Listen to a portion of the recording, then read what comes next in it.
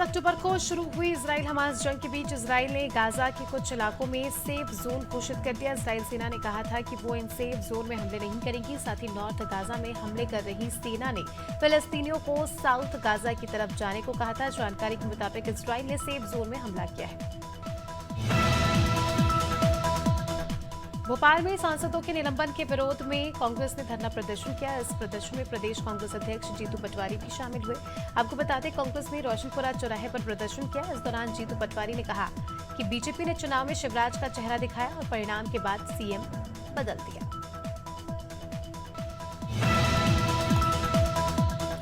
विपक्षी सांसदों के निलंबन को लेकर देश भर में कांग्रेस आंदोलन कर रही है। गुना में 2 गुटों में बटी कांग्रेस पार्टी ने अलग अलग जगह धरना प्रदर्शन किया। आपको बता दें, एक गुट में जिला महामंत्री और विपक्ष के नेता नजर आए, जिन्होंने 1 दर्जन कार्यकर्ताओं के साथ कलेक्ट्रेट जाकर राष्ट्रपति के नाम ज्ञापन सौंपा।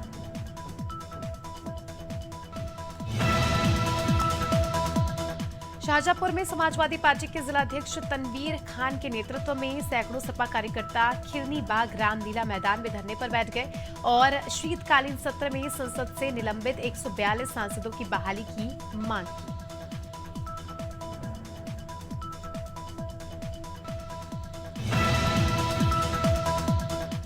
लोकसभा और राज्यसभा को मिलाकर तकरीबन 150 से भी ज्यादा सांसदों का अब तक निलंबन हो चुका है। विपक्ष का गठबंधन इसे लोकतंत्र का गला घोटना बता रहा है। बसपा मुखिया मायावती ने भी निलंबन की कार्रवाई को सरकार और विपक्ष दोनों के लिए ही गलत बताया है।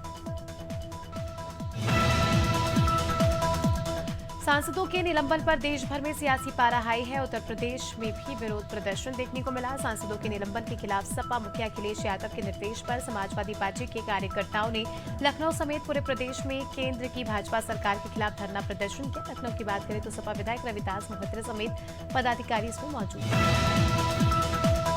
लोकसभा और राज्यसभा में बीते दिनों सांसदों को निलंबित कर दिया गया। इसी को लेकर पीलीभीत के कलेक्ट्रेट परिसर में सांसदों के निलंबन के मामले में इंडिया गठबंधन ने संयुक्त रूप से धरना प्रदर्शन किया। इस दौरान केंद्र सरकार के रवैये को निंदनीय बताते हुए सपा, कांग्रेस और आम आदमी पार्टी के कार्यकर्ता हमलावर नजर आए। प्रदर्शन के दौरान शहर कोतवाल नरेश त्यागी से प्रदर्शनकारियों की भिड़ंत हुई। संसद से विपक्षी सांसदों के निलंबन के खिलाफ इंडिया के नेता जंतर मंतर पर जुटे। प्रदर्शन का नाम सेवा डेमोक्रेसी प्रोटेस्ट दिया गया। प्रदर्शन में left party, DMK, NCP, Sapa, national conference, TMC आदि पार्टी अन्य दल के विपक्षी गठबंधन के सांसद मौजूद थे। लोकसभा से सांसदों को निष्कासित किए जाने के मामले पर अब कांग्रेस ने मोर्चा खोल दिया है। छत्तीसगढ़ के प्रदेश अध्यक्ष दीपक बैज को भी कल सदन में निष्कासित कर दिया गया। अब तक 147 सांसदों को सदन से निष्कासित किए जाने पर कांग्रेस ने इसका विरोध किया।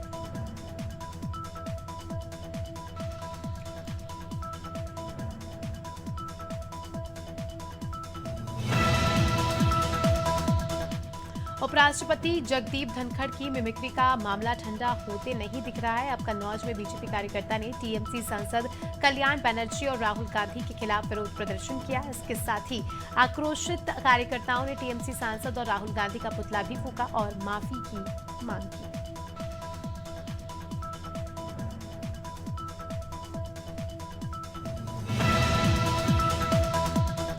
मुख्यमंत्री के निर्देश के बाद अधिकारी एक्शन मोड में है। शिक्षा महानिदेशक बंसीधर तिवारी ने बताया कि शिक्षा के क्षेत्र में देश और विदेश के निवेशकों ने 2000 करोड़ के एमओयू साइन किए हैं। अब उन्हें धरातल पर उतारने के लिए कार्य शुरू कर दिया गया। उन्होंने बताया कि मैदानी और पर्वतीय जनपदों में जिन जिन तहसीलों के प्रस्ताव आए, निवेशकों के साथ बैठक कर उनकी हेल्प की जाएगी। उत्तराखंड में भाजपा युवा मोर्चा प्रदेश में 24 दिसंबर से पदयात्रा निकालने जा रही है। देहरादून में इस पदयात्रा की शुरुआत के दौरान मुख्यमंत्री पुष्कर सिंह धामी, भाजपा प्रदेश अध्यक्ष महेंद्र भट्ट और भाजपा युवा मोर्चा के राष्ट्रीय अध्यक्ष तेजस्वी सूर्या शामिल होंगे।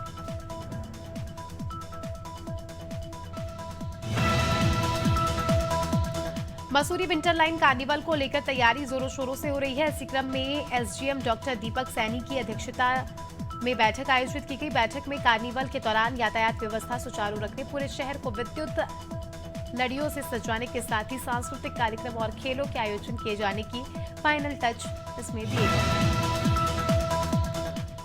केंद्र सरकार की महत्वाकांक्षी योजनाओं में से एक पीएम आवास योजना, जिसके तहत गरीब लोगों को पक्का आवास बनाकर दिया जाता है। इसी के तहत खैरागढ़ शहर के मोगरा वार्ड में रहने वाली 90 वर्षीय बिराजो बाई को भी पीएम आवास योजना के तहत पक्का मकान मिला है। बिराजो बाई ने बताया कि 3 बेटे और 6 बेटियों के पालन पोषण और शादी ब्याह में उनकी जिंदगी चली गई।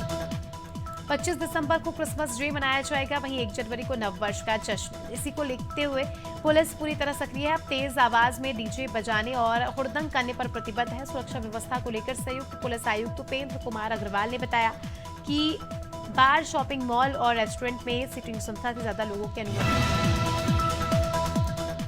धौलपुर में नाबालिग लड़की के साथ छेड़छाड़ कर अनैतिक संबंध बनाने के मामले में पुलिस ने आरोपी महिला को गिरफ्तार कर लिया है। बताया जा रहा है कि आरोपी महिला नाबालिग को बहला फुसलाकर होटल में ले जाती थी और उसके साथ जबरन सेक्सुअल हरासमेंट करती थी। वहीं परिजनों को जब इसकी जानकारी लगी तो उन्होंने आरोपी महिला की शिकायत की।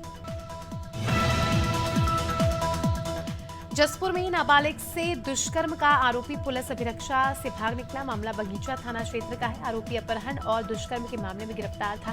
4 दिन पहले हथकड़ी खेलने के बाद छत से कूदकर फरार हो गया और इस आरोपी की तलाश में पुलिस जुट चुकी है।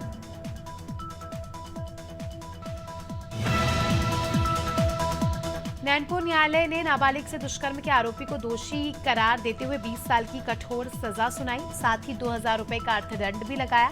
तृतीय अपर सत्र न्यायाधीश ने फैसला सुनाया। आपको बता दें, 10 जनवरी को आरोपी नाबालिग को बहला फुसला कर ले गया और तेलंगाना ले जाकर उसके साथ दुष्कर्म की वारदात को अंजाम दिया।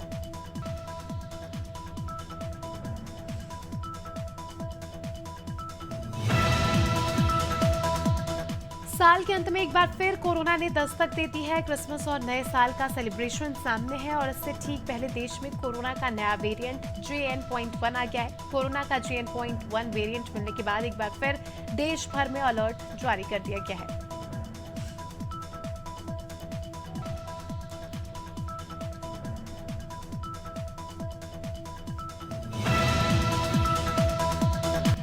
छत्तीसगढ़ में एक दिन में 3 कोरोना पॉजिटिव मिले हैं। रायपुर, बिलासपुर और कांकेर जिले में गुरुवार को एक मरीज की पहचान हुई है। संक्रमित मरीज में रायपुर एम्स की एक नर्स भी शामिल है। 3 केस मिलने के बाद मुख्यमंत्री साय ने स्वास्थ्य विभाग के अधिकारियों की बैठक ली।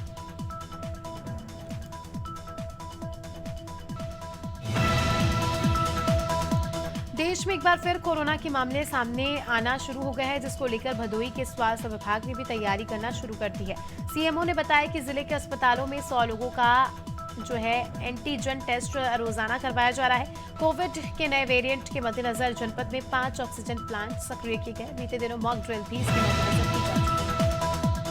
धौलपुर कोतवाली थाना इलाके की मित्तल कॉलोनी में उस वक्त अफरा तफरी का माहौल बन गया जब जंगली जानवर हाइना कॉलोनी में एक घर में घुस आया।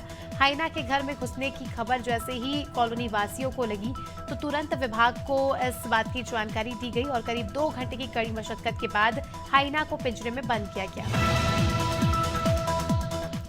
अमरोहा में नगरपालिका की टीम ने प्रतिबंधित पॉलिथीन के गोदाम पर छापेमारी की। छापेमारी के दौरान 20 क्विंटल प्रतिबंधित पॉलिथीन बरामद की गई। आपको बता दें, नगरपालिका परिषद के अधिशासी अधिकारी डॉक्टर ब्रजेश कुमार के नेतृत्व में टीम ने छापेमार की कार्रवाई की।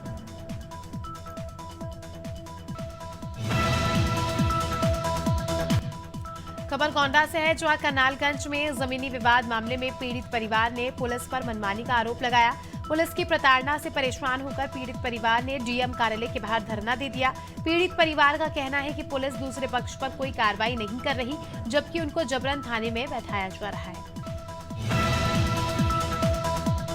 मथुरा में निजी ढाबे में काम करने वाले युवक की अज्ञात लोगों ने हत्या कर दी और शव को मैदान में फेंककर फरार हो गए। मामला जैत थाने से करीब 1500 मीटर दूर निजी ढाबे का है। ग्रामीणों ने वारदात के बाद राष्ट्रीय राजमार्ग पर जाम करने का प्रयास भी किया।